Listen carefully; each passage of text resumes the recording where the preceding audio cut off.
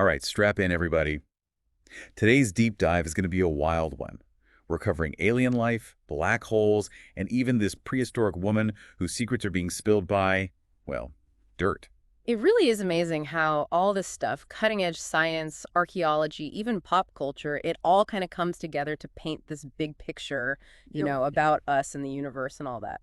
Okay, so let's kick things off with this whole alien life thing. We've got this article, Alien Life in Exoplanet Gases. And it's basically saying that life out there, like aliens, could be totally different from what we imagine. Yeah, right. Like when we picture aliens, we kind of base it on life as we know it, like here on Earth. But this research is all about thinking bigger.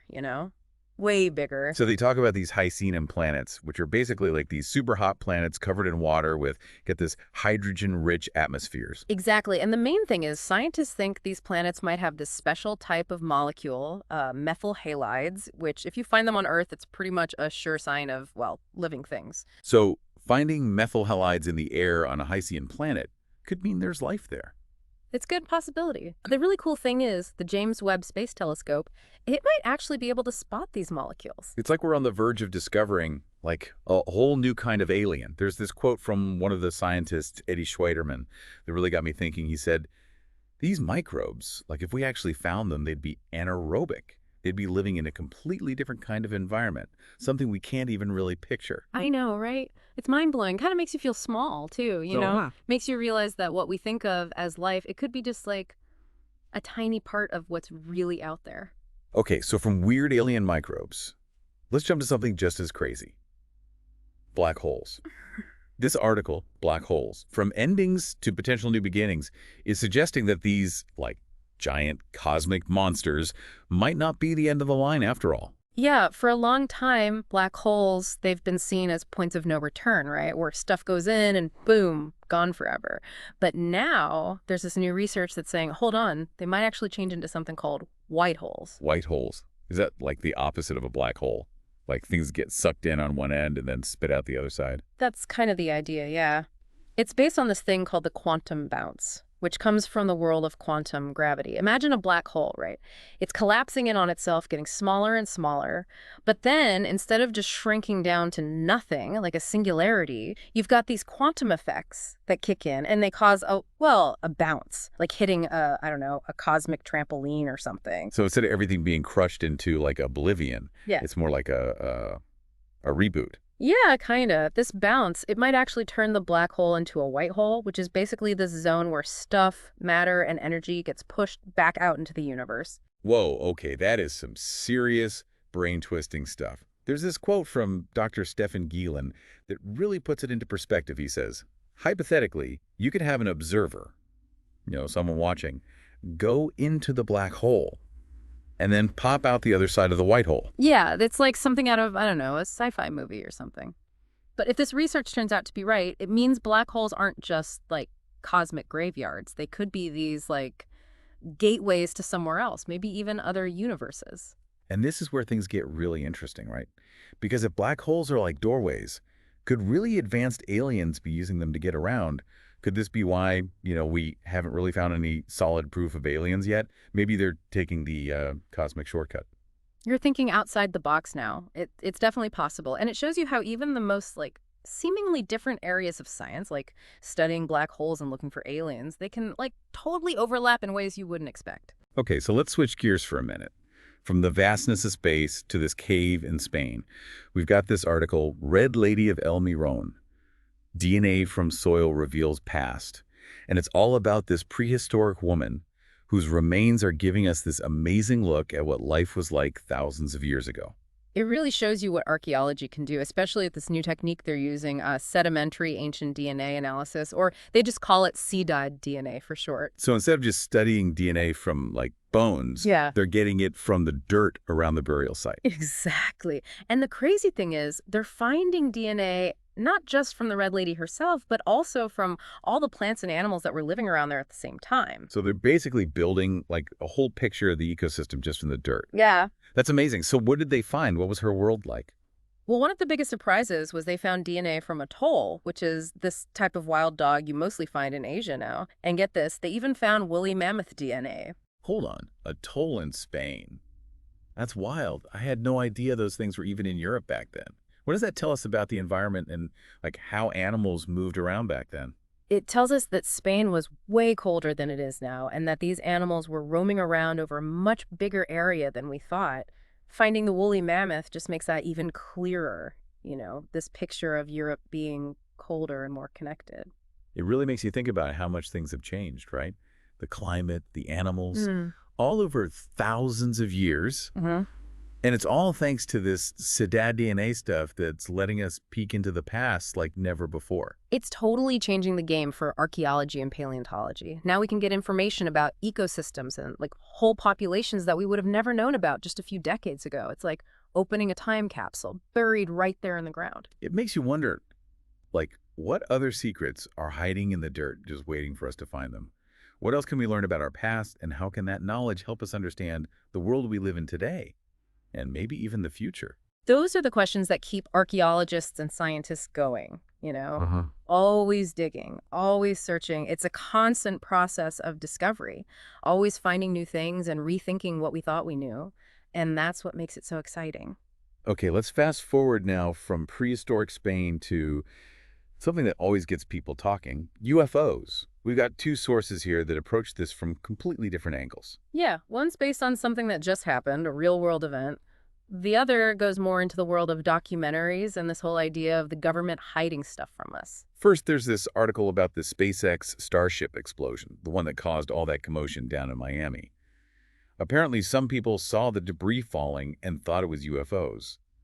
It just shows you how quickly people jump to conclusions, especially when they see something strange up in the sky. It definitely shows how much UFOs are a part of our culture. And it makes sense, I guess. When people see something they can't explain, they try to figure it out. And aliens, well, that's usually the first thing that pops into their head. Yeah, especially with all the movies and TV shows about aliens, right? It's like we're programmed to see UFOs everywhere. Yeah. But let's talk about the other source, this documentary called The Age of Disclosure, which goes way further with this whole UFO thing. This documentary, it's saying that the government has been hiding evidence of, like, real alien stuff for 80 years. They even talk to people like Marco Rubio, the senator, who's worried about the potential threats and how the government isn't being transparent enough.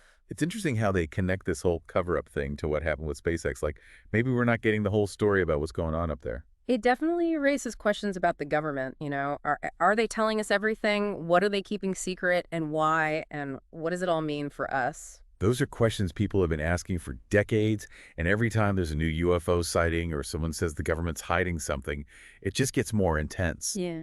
But how do we know what's real and what's not?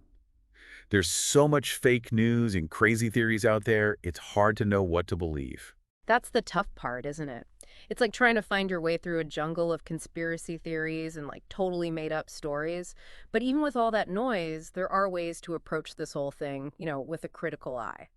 Okay, so give us the expert advice. How do we sift through all the UFO talk and find something that resembles, actual truth?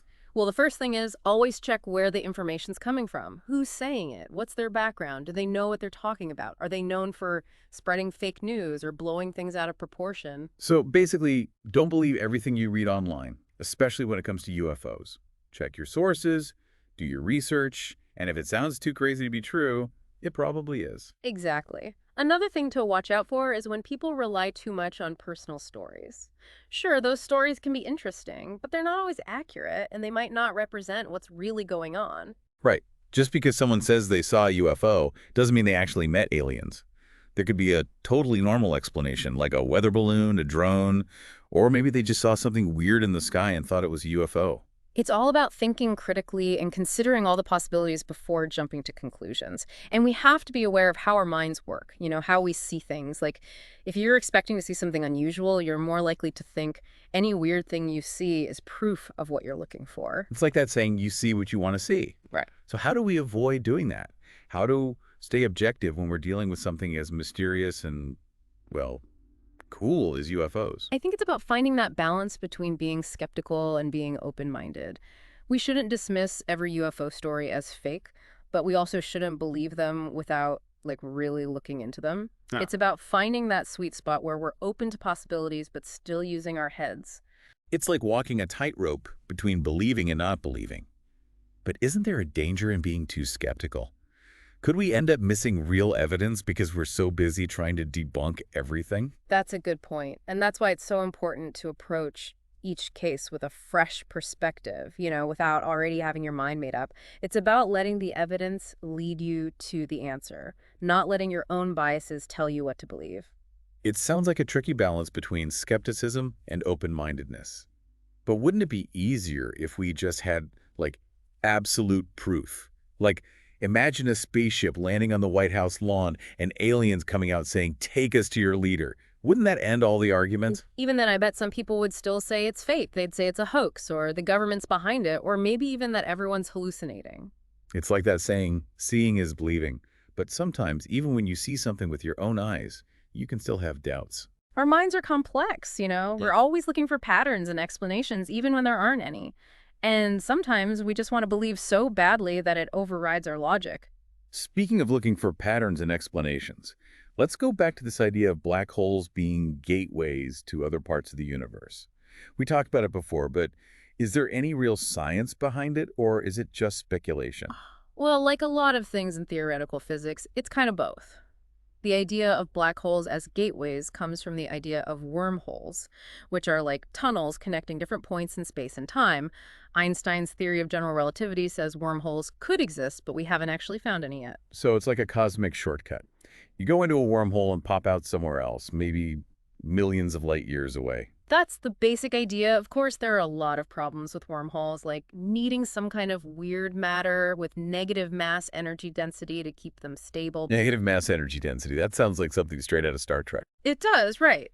But physicists are actually researching this stuff. And even though we haven't found any of this weird matter yet, it's not completely impossible. So if wormholes are real, and you can keep them open with this weird matter, could we use them to travel to other stars or even other galaxies? That's where it gets really mind-blowing. And it goes back to what we were saying about black holes. Some theories say that the singularity at the center of a black hole could be one end of a wormhole, and the other end would be connected to a white hole, which is where all that matter and energy gets spit back out. So you're saying we could go into a black hole, travel through a wormhole, and come out of a white hole somewhere else in the universe. It's a crazy idea, and physicists are still debating it. But it just shows how powerful our imaginations are and how curious we are about the universe and where we fit into it all. It makes you wonder what other impossible things might actually be possible, if we just understood physics and reality better. Exactly. And that's why it's so important to keep exploring and doing scientific research. We're always learning new things and pushing the boundaries of what we know. And every new discovery opens up a whole new world of possibilities. Okay, let's switch gears again and go back to archaeology and the Red Lady of El Mirón. We talked about all the cool stuff they're learning from this SETA DNA analysis, but tell me more about the Red Lady herself. Who was she? What can we learn about life in prehistoric Spain from her? Well, based on what they found, we know she lived about 19,000 years ago during the late Upper Paleolithic period. They found her buried in a cave called El Mirón in the Cantabrian Mountains in northern Spain. And they call her the Red Lady because of the red ochre they found on her, right? Yeah, red ochre was something they used a lot in prehistoric burials all over Europe. They think it had some kind of symbolic meaning, maybe representing blood, life, or rebirth. It's amazing how these ancient traditions give us a glimpse into what people believed and how they lived, even thousands of years ago. But what else do we know about her life? Did she travel around, or did she live in one place? Based on the stuff they found in the cave and the environment around it, it looks like she was part of a hunter-gatherer group. These groups would move around depending on the season, following the food and resources. So they had to know a lot about nature and how to survive in it. They had to know where to find food, when to hunt, and how to deal with the changing seasons and stuff. Exactly. And they would have passed all that knowledge down to their kids, to make sure their group could survive. It shows that humans have been adapting to and living in nature for, forever. It also makes you think about how connected everything is. How the Red Lady's story, even though it happened so long ago, is still relevant to us today. It tells us about how humans moved around, how we adapted, and how we've always interacted with the environment.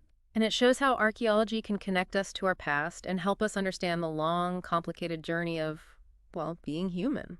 Okay, we've covered a ton of ground in this segment, from how to spot fake UFO stories to the crazy possibilities of black holes and wormholes, and then back to the Red Lady of El Mirón and her legacy. Yeah, it's been a wild ride through science, history, and our own imaginations, and it just proves that there's still so much we don't know, so much left to discover. And that's what makes it so exciting, right? So as we move into our next segment, I want to talk more about that sense of wonder and why we're so drawn to the unexplained. Why do we love mysteries?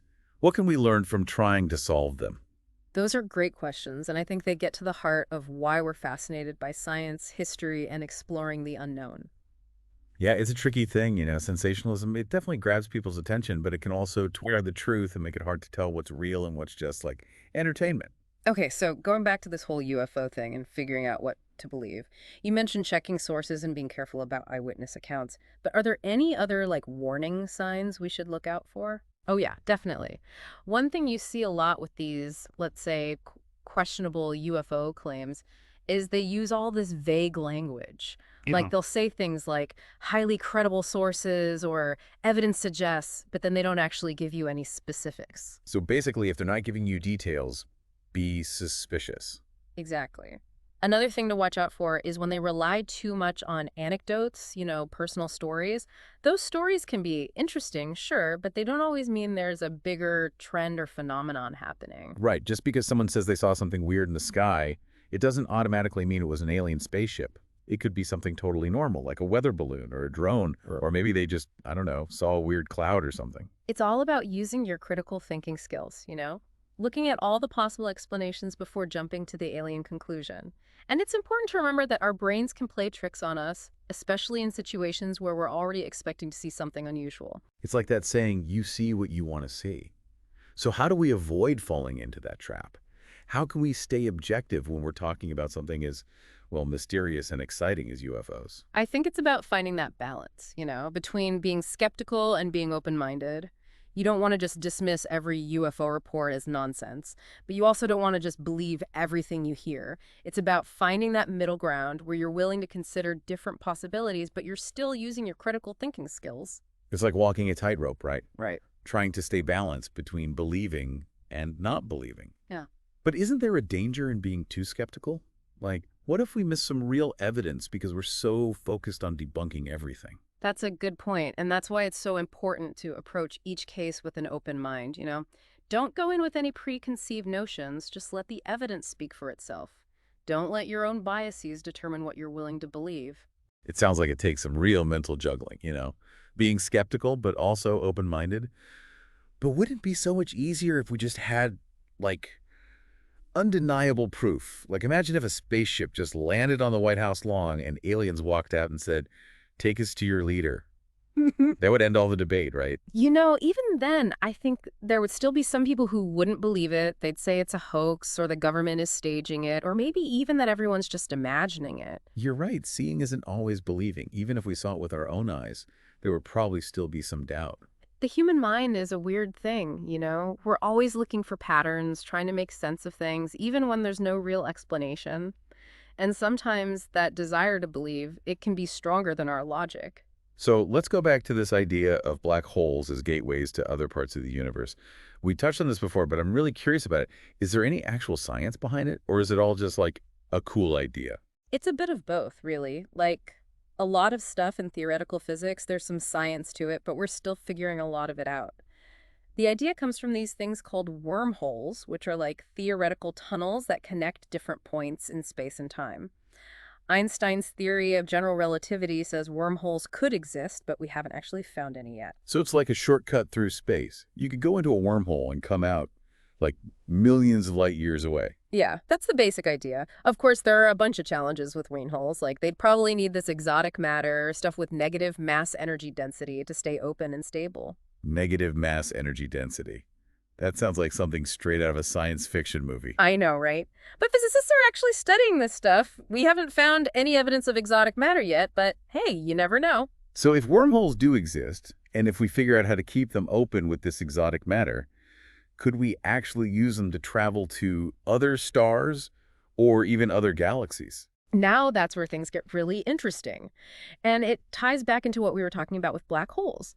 Some theories suggest that the singularity at the center of a black hole, it could be one end of a wormhole, and the other end would be connected to a white hole, which is where all the stuff that goes into a black hole gets spit back out. Wait, so you're saying We could go into a black hole, travel through a wormhole, and then come out of a white hole somewhere else in the universe. It sounds crazy, right? But it's a concept that physicists are seriously considering. It just goes to show how amazing our imaginations are and how much we want to understand the universe and our place in it.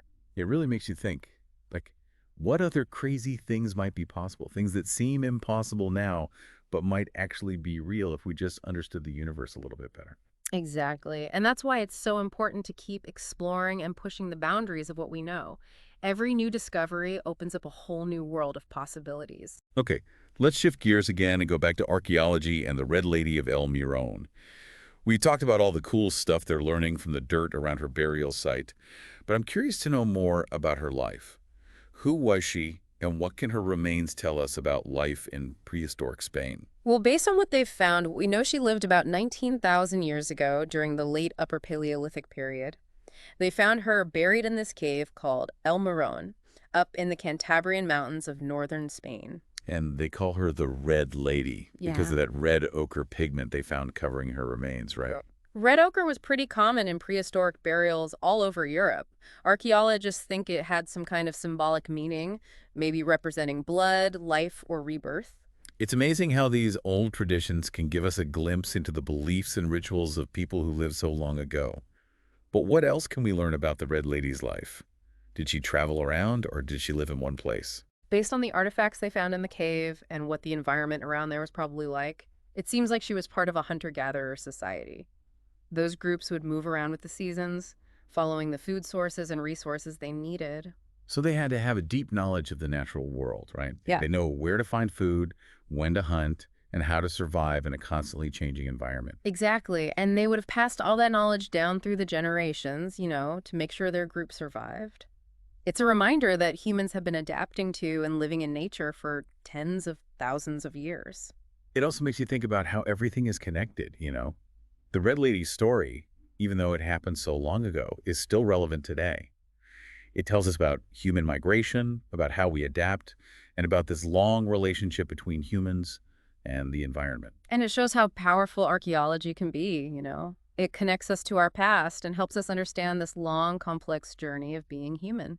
Okay, we've covered so much in this segment, from figuring out what to believe about UFOs to the mind-blowing possibilities of black holes and wormholes, and then back to the Red Lady of El Mirón and what she can teach us.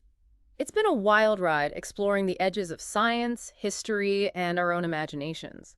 And it just proves that there's still so much out there that we don't know, so much left to discover. And that's what makes it so exciting. So as we go to our final segment, I want to talk more about that sense of wonder, that feeling of awe, and why we're so drawn to things we can't explain. Why do we love mysteries? What can we learn from trying to solve them? Those are great questions, and I think they get to the very heart of why we're fascinated by science, by history, by the unknown. I know, right? It feels like we've gone from these super tiny microbes on planets light years away to these huge mysterious black holes, and then back in time to walk with someone who lived thousands of years ago. Yeah, and it's all connected in a way, isn't it? It's all about trying to figure out where we fit in the grand scheme of things, trying to understand the past and, well, just trying to wrap our heads around all the stuff we don't know. Absolutely. So let's talk about that. Why are we so obsessed with mysteries, with things we can't explain? I think it's just part of being human. We're curious by nature. We want to explore, ask questions, and make sense of the world. And all the stuff we don't understand, all those mysteries, they just spark our imaginations and make us want to find answers. It's like a puzzle we can't help but try to solve. And sometimes, even if we don't find all the pieces, the search itself is what's really rewarding. Exactly. It can take you down paths you never expected, make you question what you thought you knew, and force you to open your mind to possibilities you never even considered before. Remember that quote from the Alien Life article? How scientists are looking for life forms so different from us that we can't even picture them. Yeah, that's a perfect example of how chasing the unknown can push our imaginations to the limit and make us rethink what we consider possible. It's like we're trying to fill in a map, but the map keeps getting bigger and more complex the more we explore. And that's what makes it so exciting. There's always a sense of wonder, always something new to discover. The unknown makes us step outside of our comfort zones, embrace the uncertainty, and, well, just look at the world with fresh eyes, like a kid seeing things for the first time. But isn't there a downside to that? Embracing the unknown too much. What about all the misinformation, the conspiracy theories, people just believing anything they hear without any evidence? That's where critical thinking comes in. It's not about blindly believing everything you see or hear. It's about looking at information carefully, checking your sources, considering different points of view, and being willing to change your mind when new evidence comes up. So it's like walking a fine line, right? Yeah, Being open to new ideas, but also staying grounded in reality and not getting swept up in things that aren't true. exactly. It's about finding that balance between healthy skepticism and that sense of wonder, that willingness to be surprised by what you find. It makes me think about all the movies and TV shows about these topics. They have a responsibility to get it right, to be entertaining, but also informative without exaggerating things or just playing on people's fears. Absolutely. The way these things are presented in entertainment can have a big impact on what people think and believe. Ideally, it should make people curious and encourage them to think critically, not just reinforce their existing beliefs or spread misinformation. It's about finding that sweet spot where entertainment and education meet, where you can be both entertained and challenged by what you're watching or reading. And who knows, sometimes even the craziest science fiction ideas can inspire real scientific breakthroughs. Maybe someday we'll have those warp drives and teleportation devices we see in the movies. It's happened before. Think about Jules Verne. He wrote about submarines and trips to the moon way before they were possible. And those ideas inspired generations of scientists and inventors. Right. Our imaginations can be powerful tools for innovation and pushing the boundaries of what we think is possible. So as we wrap up this deep dive, what's the one thing you hope our listeners will take away from all this?